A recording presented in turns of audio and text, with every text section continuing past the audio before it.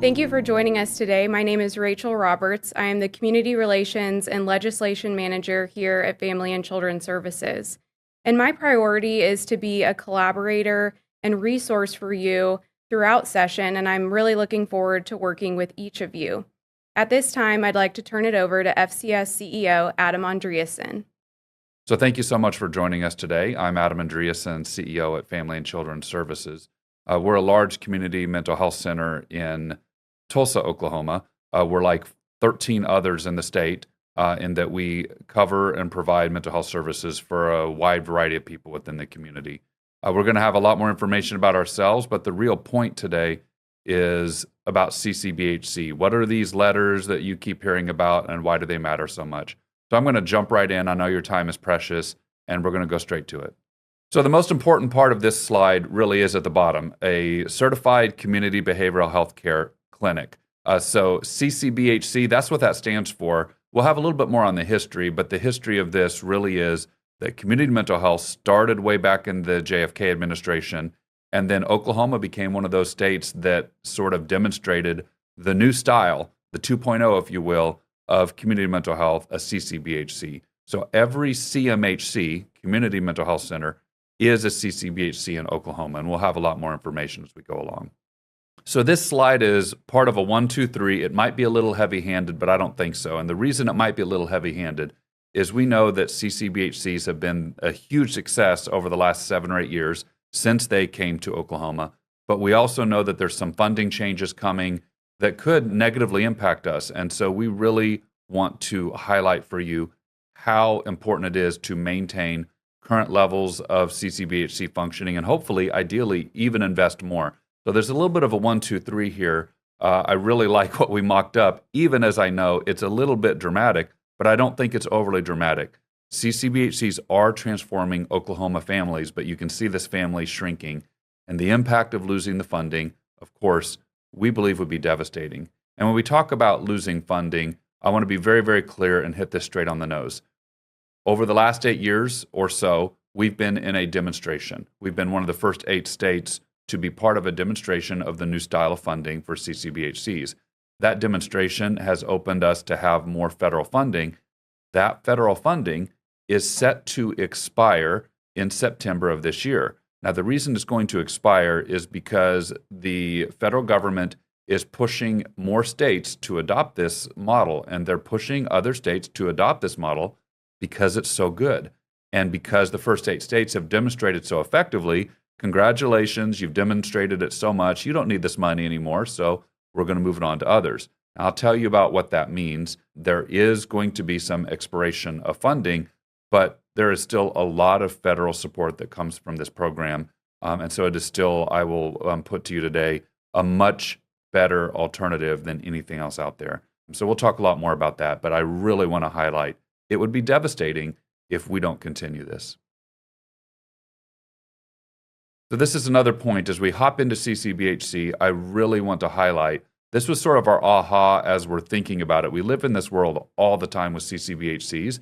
But then when I started thinking about it, especially if you are a legislator or connected to the legislative process, if you were a lawmaker, if you are a local community organizer, the things that you are working on, the things that are important to your community, if you're an individual citizen in the community, these are all things that CCBHC can help with.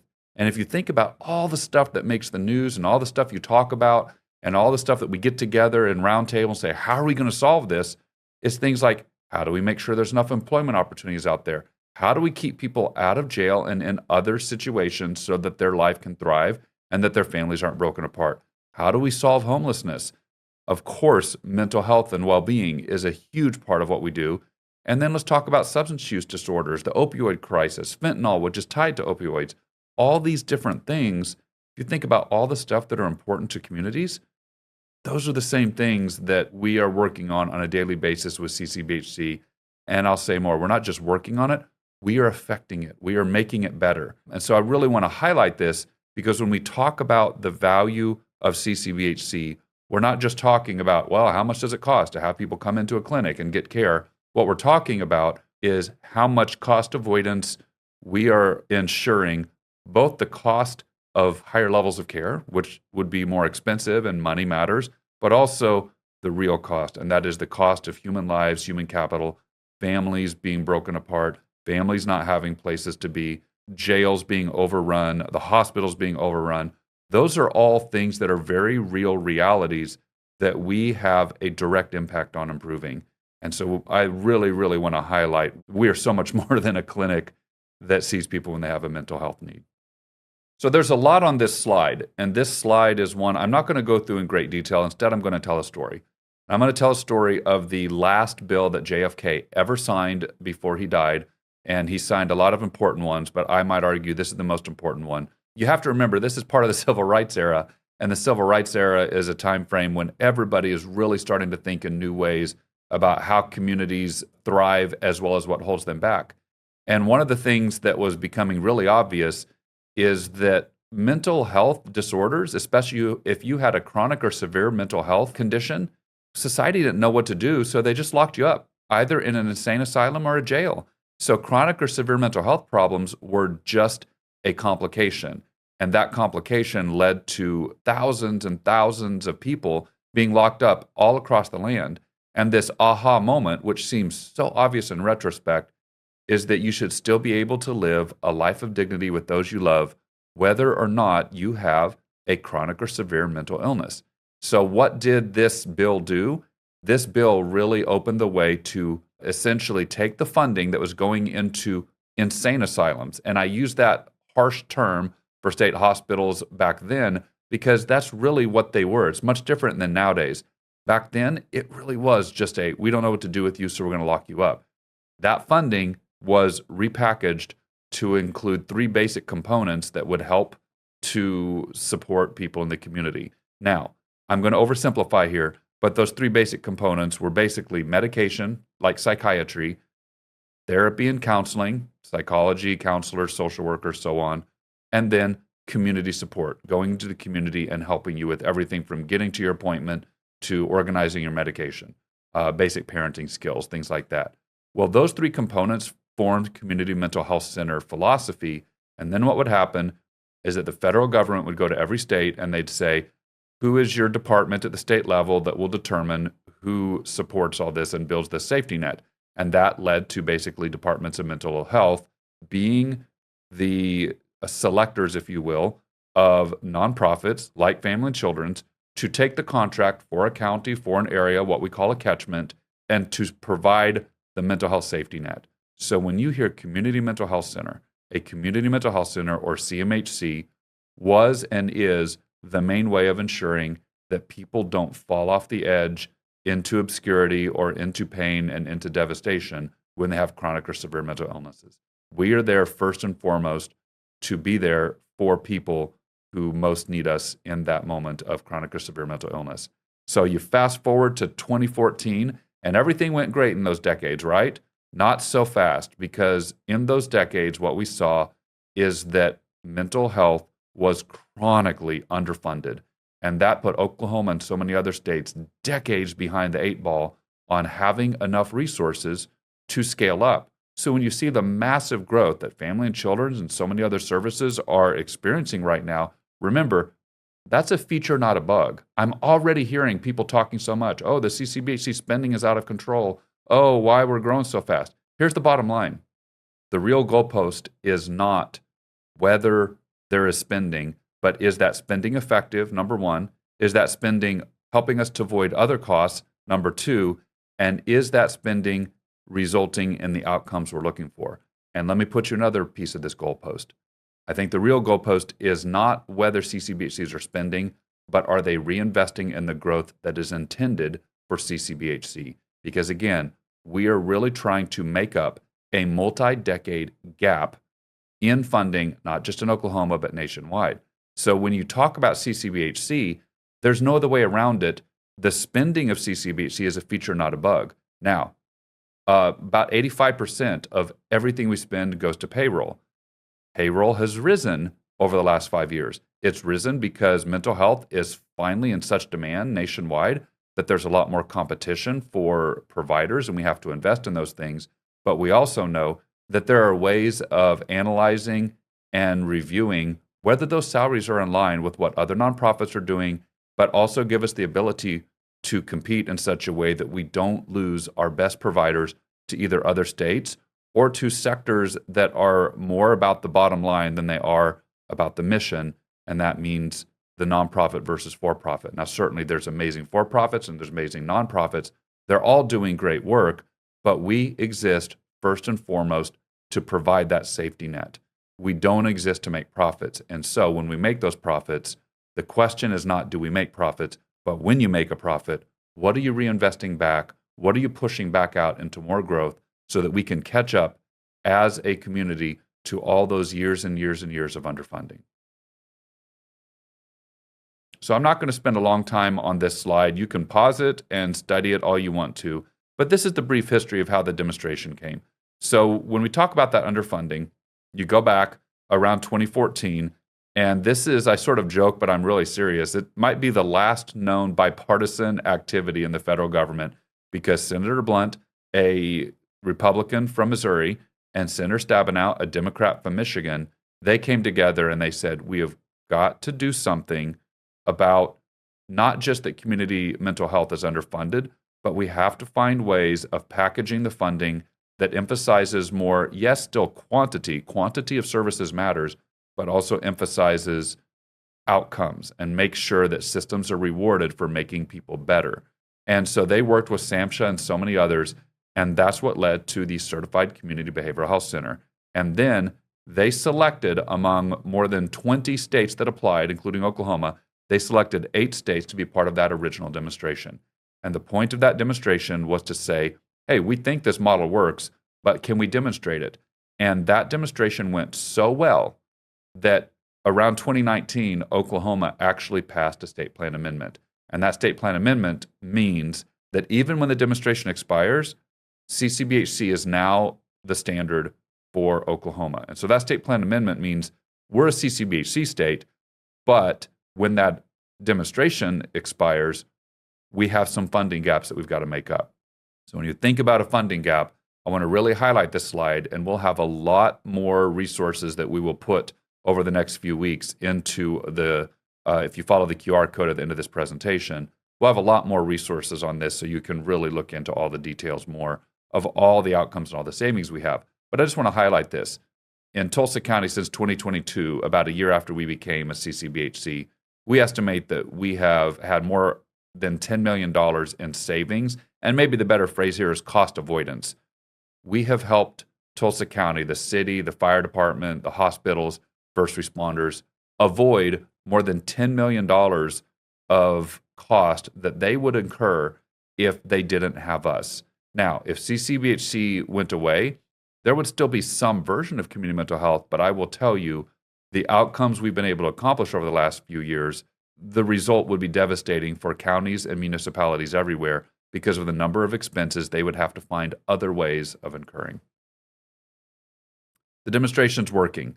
I think I've already mentioned that. I'm not going to spend a lot of time on this slide, but this is a brief history of the demonstration. Now, that first bubble is the one I really, really want to highlight for you. 90 cents on the dollar is covered by the federal demonstration.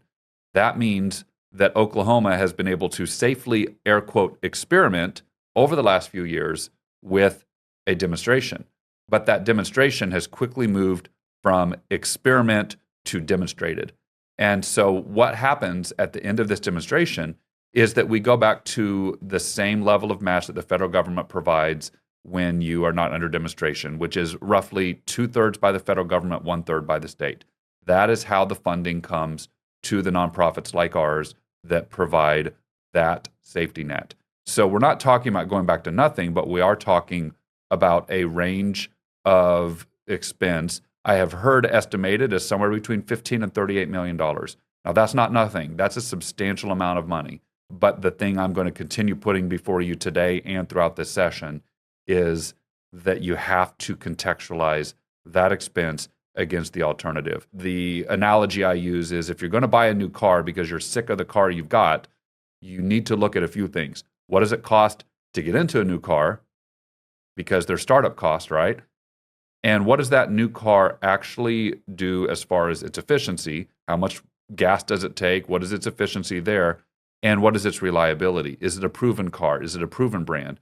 And what I will tell you today is that CCBHC is, bar none, the most proven model nationwide. There are about 10 more states moving forward with it now, and it is really sweeping across the land because it's demonstrated. It's working. I will also tell you, I have a lot of anecdotal stories of states that are really struggling right now. Colorado is struggling right now because it isn't going in the direction of CCBHC the way it should. Oregon is another state that's a little bit back and forth. The state I really want to highlight for you is Pennsylvania.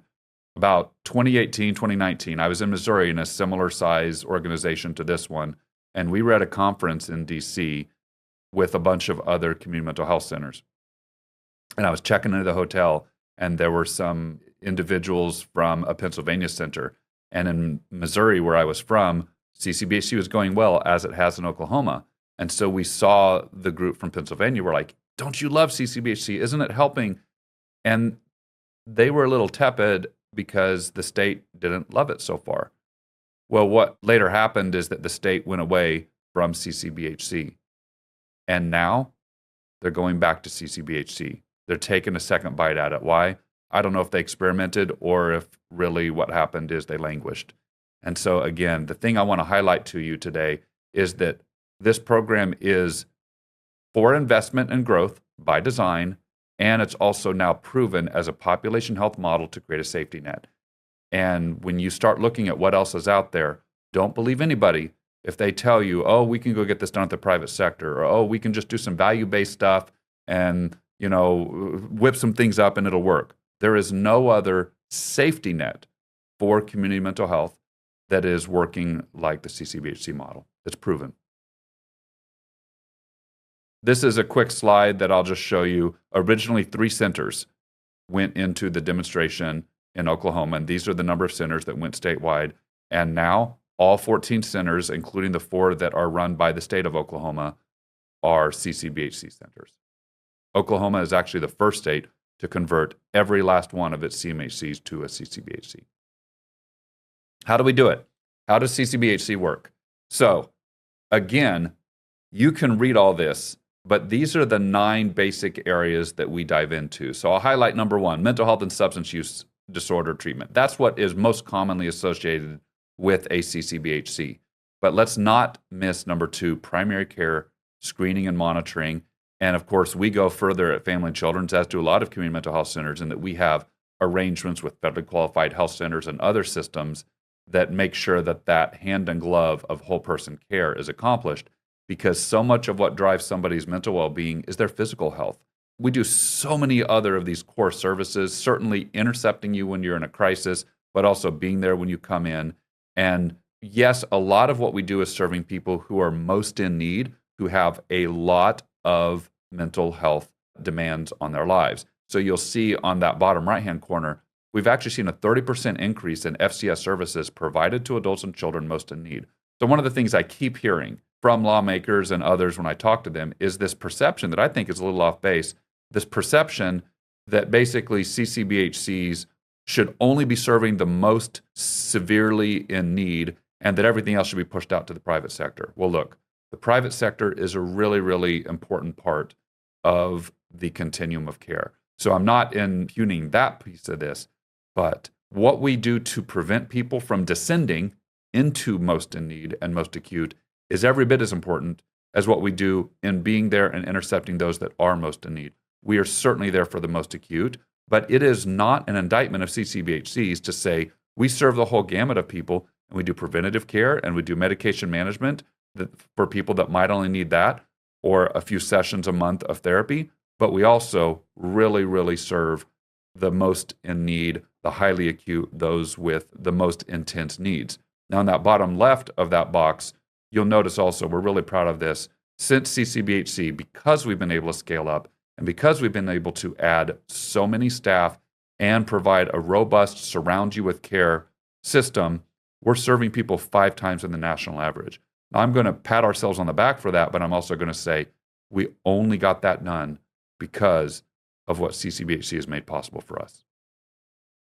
This might be my favorite slide in the presentation, and we have a lot of data and we can share our methodology with you. We've adapted this methodology from what originated from a system in Wichita that was doing some really good math about the diversion and the cost avoidance, if you will, of what happens if you can keep people out of going to jail and out of the hospital and out of all these places that cost so much. And the entire state of Missouri adopted this same model of diversion. So in other words, this is not just our fresh math. We're adopting it from 2 other states that have gone with this model to assess the cost avoidance. And now here in Oklahoma, we're taking that same math and improving it further. But here's the bottom line. We ran these numbers just for ourselves in Tulsa County. And we looked at and backed into, if you will, the numbers that are associated with if police officers, instead of being out on the streets doing what they want to and need to, are sitting in an emergency department somewhere waiting to get their mental health client or substance use client seen. When you talk about first responders out there not having a Sally port to just come by and bring people by our crisis center, but also when you talk about how many of the people that when we see them, whether in a crisis center or by responding to them through our COPES line and other things, how many of them that when they come out, because we're able to surround them with care, which is cheaper than putting them inpatient or putting them in jail, how many of them were able to instead discharge to home and surround them with care rather than discharging them to a higher level of care? What does that save a community? And so what I would say is over this last year, this is just our crisis continuum. This isn't everything we do. Just our crisis continuum in Tulsa County easily, conservatively saved or created, more technically, a cost avoidance of $4.8 million. So again, go back to that enhanced match. When we start talking about the increased cost of an enhanced match expiring, which for the state is somewhere between 15 and 38 million, you have to balance it against the reality that just in Tulsa County, we've saved $4.8 million in the last year. And that's just our crisis continuum. I hope you're starting to see how important it is to contextualize the cost we're taking on. But if we avoid a cost, to pat ourselves on the back about a budget that dropped something, but then don't consider the increased cost and the devastation that will happen to all these municipalities if they don't have access to this care at these levels, that's a much bigger cost, and it's a cost that comes in dollars, and it's a cost that comes in lives. Here's my bottom line. I hope it's clear. We don't need to experiment. We have a demonstrated product. This product is working in Oklahoma. It's a safety net that works. It's not perfect. I could have a whole other presentation on all the improvements I think we need and all the things that can go better. We are still in the early going of CCBHC. It's only been in the state since around 2017, and a lot of the centers have only been CCBHCs for like the last 3 or 4 years. In that time, Family and Children's and all the other CCBHCs have proven, demonstrated, if you will, the success of this program, but it is still early. We're not perfect, but this is the only model I have ever seen, and this is the only model when you talk to people nationwide that is demonstrated, and that's why it continues to grow state by state. So I had the pleasure, and I mean it, the pleasure of moving to Oklahoma about 14 months ago, and I have loved every aspect of being here. The people are friendly, they're supportive, they're interconnected. I love just all the different amazing things about Oklahoma. But I don't have to tell you, there's some real areas of concern in the state.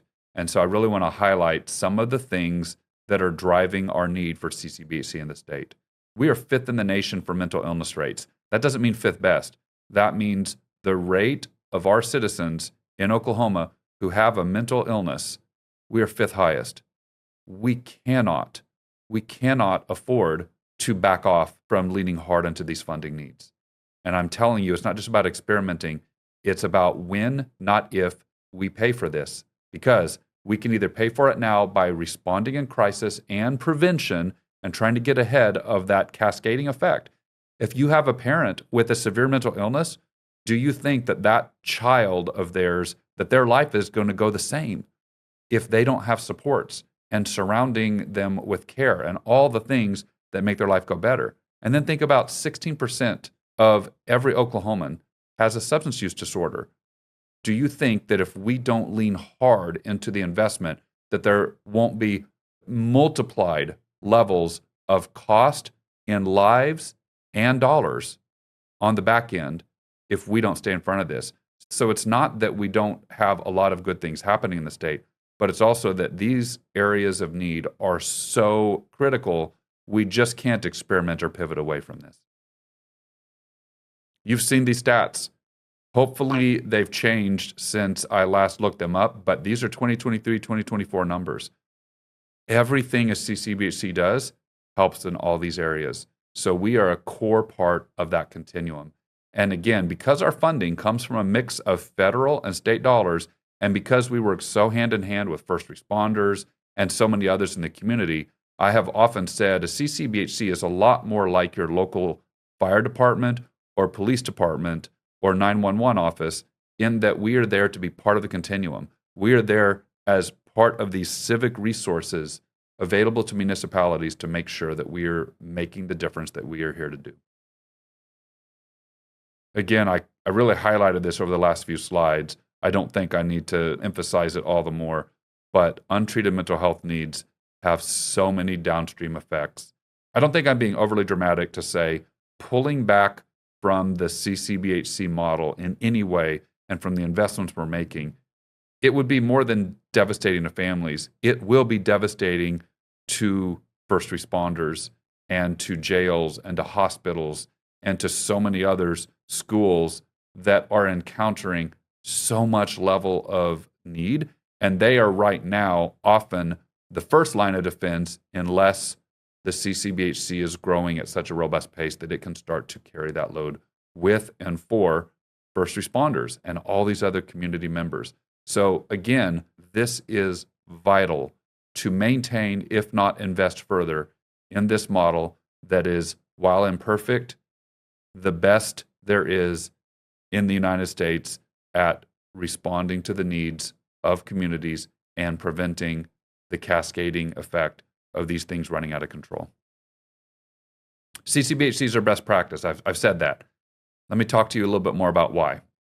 So one of the things that works so well about the CCBHC model is also one of the things that's most complicated, and that is what we get paid is very tied into what it costs to provide services. Now, the cost of services nationwide, not just in CCBHC land, but in all of behavioral health, they're rising as with so many other aspects of the economy. So cost is going up, but as we work to control cost and work efficiently, we do every few years what's called a rebasing. And that rebasing allows us to examine our cost and then look at how many services we're providing and to make sure that those costs and those services are balanced. Now, what that does, and this is why it's so much better than the old fee-for-service model of CMHC, what that does is it starts to tie what we do to both our volume of services and the quality of services we have in making sure that we have accountability.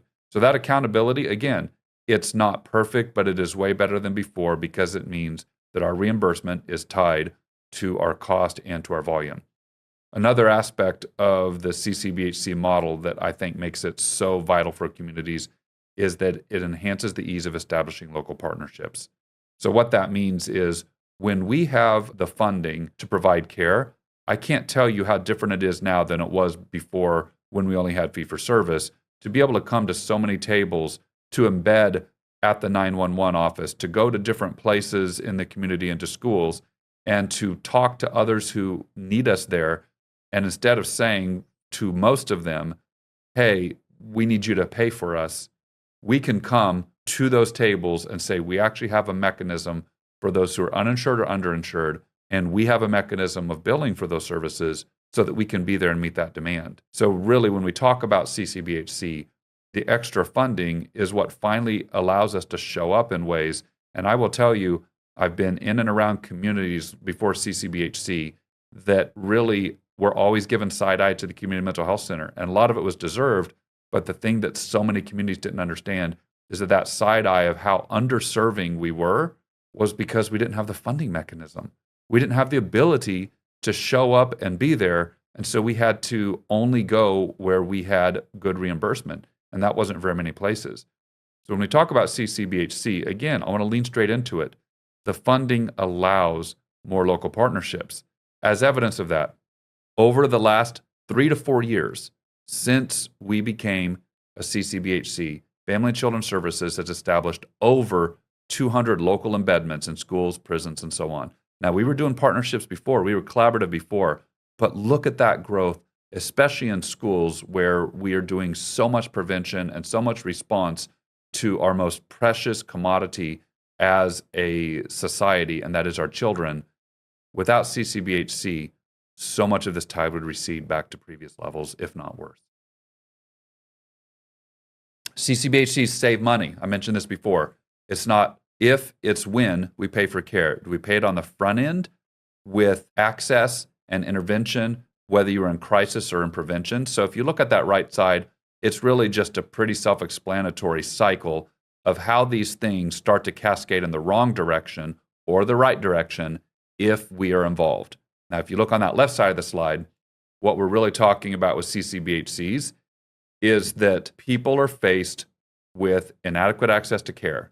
And even with the CCBHC, we are scaling up as fast as we can. Family and Children Services has basically doubled its access over the last 4 years, and we are still growing. So there is a lot of need and demand. But if you don't have that access, then what happens is people have to go to emergency departments or they get taken to jail. So what happens is you're automatically defaulting. So you have to think, if we're building out and investing a lot in these CCBHCs, what are we preventing people from falling into that will make them feel lost like a cog in a system and will be more expensive and unnecessarily complicated levels of care? For example, I've worked with inpatient departments that if they don't have access to us, they will obviously want to err on the side of caution. And so they will be the first to tell you that they want us there to help them figure out who really needs to go to inpatient, because if they don't have the mental health experts with them, they're going to send more people to inpatient to err on the side of caution. But if they have us there, then we're able to help them sort through that. So that's just a little taste of the ways in which our embedments and our partnerships help to make sure that people land in the right level of care. It's a lot like a traffic system. So many traffic jams are not caused by how many lanes there are, but by how long you wait to get into or off to a lane.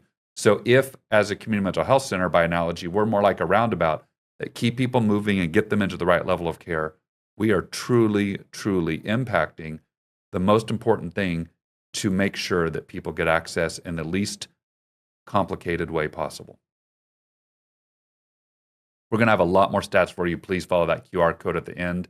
We are getting a lot more outcomes ready to share, because we know that while this presentation is a lot about the conceptual elements of CCBHC, you're going to want to know the numbers. You're going to want to see how this works. So we will provide you a lot more. But here's just a little taste of all the great things that we have done as a system, just us. And remember, there's 13 others in the state that are having similar outcomes like this.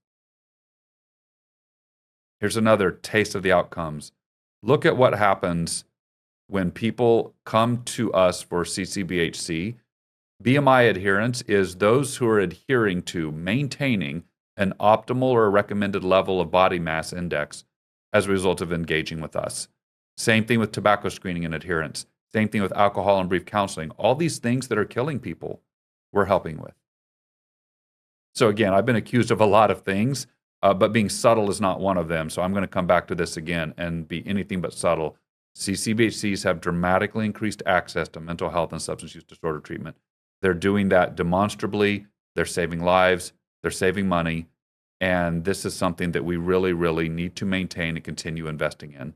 So thank you so much for your time. I really did try to be brief, direct, and clear so that you have the ability to advocate and make decisions in the best way possible for those you serve, as well as for all of Oklahoma. But if you have more questions, if you want to engage more, certainly you can reach out to me directly, but we're also going to have a lot of information on this QR code, and we look forward to seeing you around. Thank you.